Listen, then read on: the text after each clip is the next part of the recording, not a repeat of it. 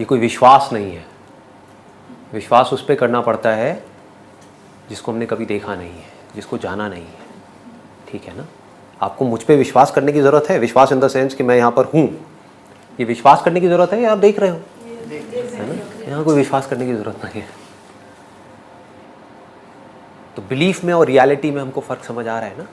हाँ, ठीक है। तो ये अब हम सबके लिए एक रियलिटी है, it is not a belief. सारी बातें जो हमारे स्क्रिप्चर्स में लिखी है उसको आप वेरीफाई कर सकते हैं। जो भी सुना है, समझा है, उसको इससे रिलेट करो।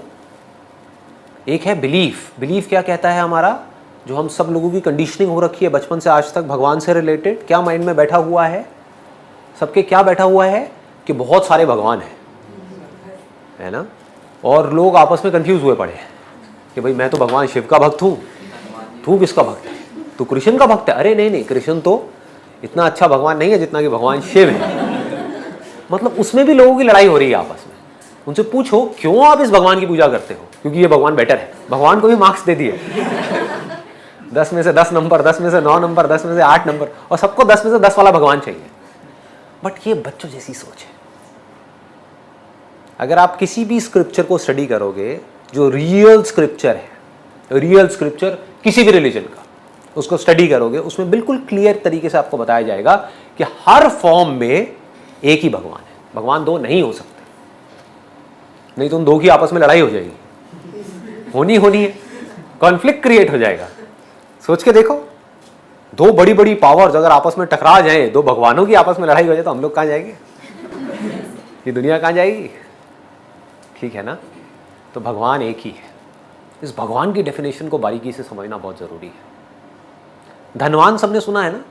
उसका क्या मतलब होता है? जिसके पास धन हो उसको बोलते हैं धनवान, मतलब धन का मालिक। ऐसे बोलते हैं गुणवान, है ना? ये बड़ा गुणवान है भाई। गुणवान का मतलब क्या? जिसमें बहुत अच्छे अच्छे गुण हो। भाग्यवान, जिसका भाग्य बहुत अच्छा हो। तो भगवान का मतलब क्या? भग मतलब wealth. Wealth not just as in जो हम सोचते हैं वेल्थ का मतलब कि भाई पैसा, इंडियन रुपीज या डॉलर, वो नहीं। The whole creation, the whole creation including but not limited to our planet. मतलब जो भी कुछ है इस क्रिएशन में, वो सब कुछ, उसका मालिक वो है भगवान। अब लोगों ने क्या किया, इसका एक कॉन्सेप्ट बना दिया, एक आइडिया बना दिया। भगवान के बारे में सोचे जा रहे हैं कि हाँ इसका मतलब भगवान कहीं कोई होगा। तो अब आपको अपने आप से क्वेश्चन पूछना है कि वो भगवान इस दुनिया के अंदर होगा या बाहर होगा? समझ गए?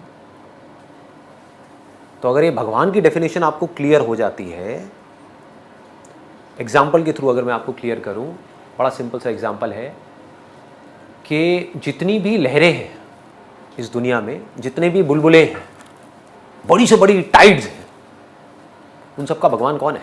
पानी। और कौन है बताओ?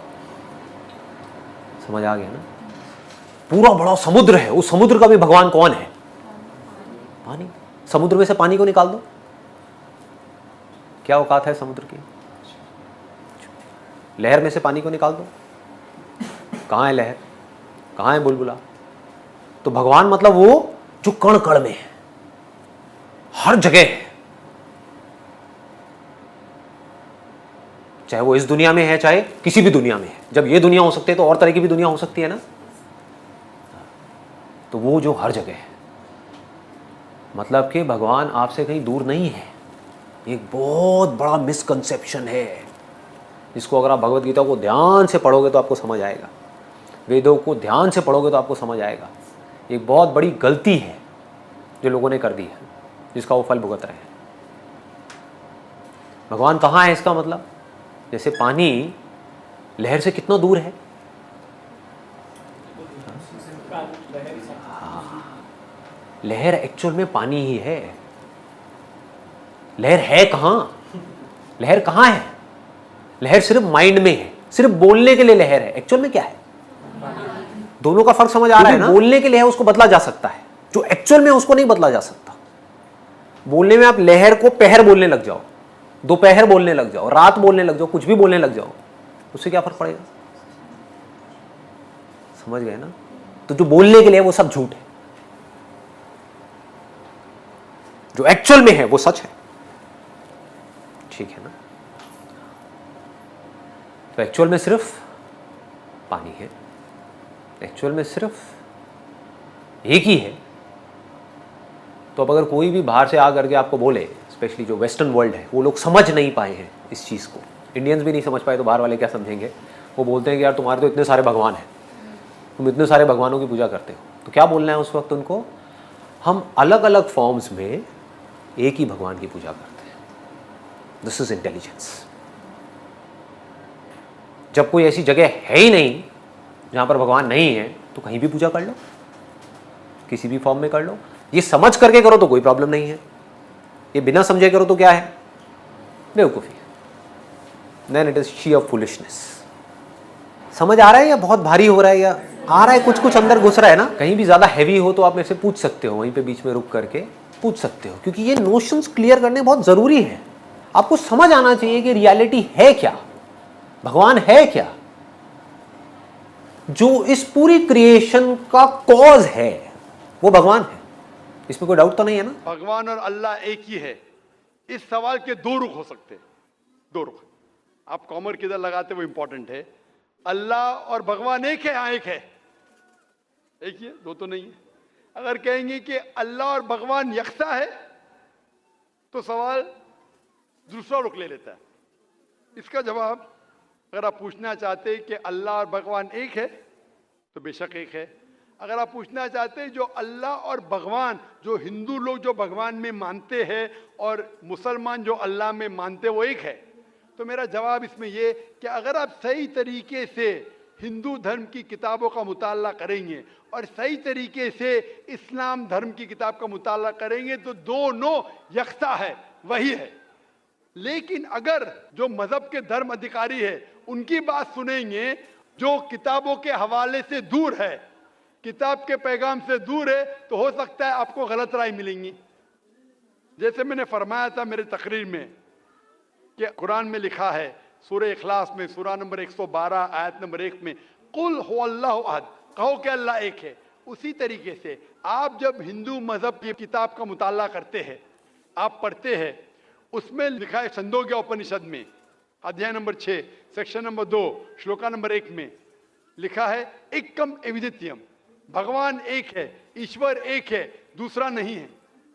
लिखा है श्वेताश्वेतर उपनिषद में चैप्टर नंबर 6 श्लोका नंबर 9 में, नाचस्य कसिज जनिता न चदीपा, उस भगवान के कोई वालिदैन नहीं है, कोई रब नहीं है, भगवान का कोई माँ नहीं है, कोई वालिद नहीं है, कोई सुपीरियर नहीं है।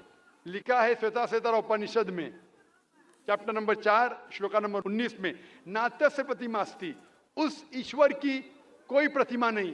प्रतिमा का मतलब है अक्स, painting, picture, portrait, statue, idol.